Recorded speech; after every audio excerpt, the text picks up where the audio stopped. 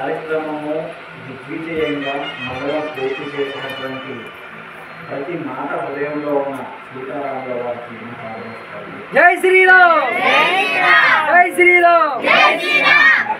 ఒక మండలం పూర్తి చేయడం అంటే ఒక మహాయజ్ఞం. ప్రతి నామము గొప్పదే. రామనామం ఎంత గొప్పదో అలాగే ఇప్పుడు స్వామివారు అందరితో పలికించారు ఓం నమ శివాయ, అలాగే జయమాత.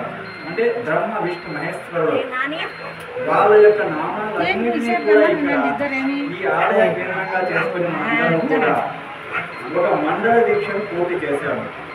ఇది ఒక మహాయజ్ఞం. గత కాలంలో కృతయుగం కావచ్చు, త్రేతాయుగం కావచ్చు, ఆ కాలంలో భగవదనుగ్రహం పొందాలంటే ఎంతో తపస్సు చేయాలి, ఎన్నో యజ్ఞయాగాలు చేస్తే కానీ ఆ పుణ్యం వచ్చేది కాదు, వారి యొక్క అనుగ్రహ ఆశీస్సులు పొందేవాళ్ళు కాదు. ఆ యొక్క త్రేతాయుగం ఉంటేనేమి, ద్వాపరయుగం ఉంటేనేమి అదే. కానీ ఈ కలియుగంలో మాత్రము ఆ నామాన్ని స్మరణ చేసినా చాలు భగవంతుని యొక్క కృపా కటాక్షాలు అందుతూ ఉన్నాయి.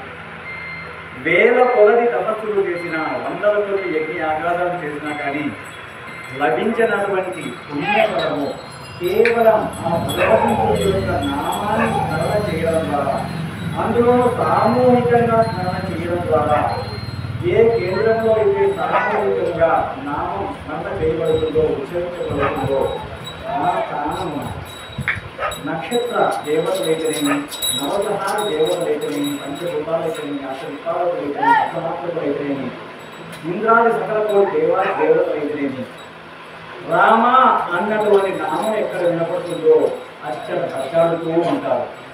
రామనామం ఎక్కడ ఉంటుందో అక్కడ సీతామాత ఉంటుంది.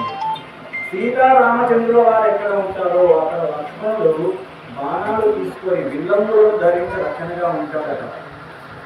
సీతారామ లక్ష్మణుల వారు ఎక్కడైతే ఉంటారో అక్కడ హనుమంతుడు ఆ స్థానాన్ని నిబంధనం చేస్తూ ఉంటారంట. ఇది రామాయణ వాల్మీకి రామాయణంలో తన చివరి వాక్యాల్లో ఉన్నాయి. ఒకసారి వాల్మీకి రామాయణం గురించి తెలుస్తుంది మనందరికీ కూడా.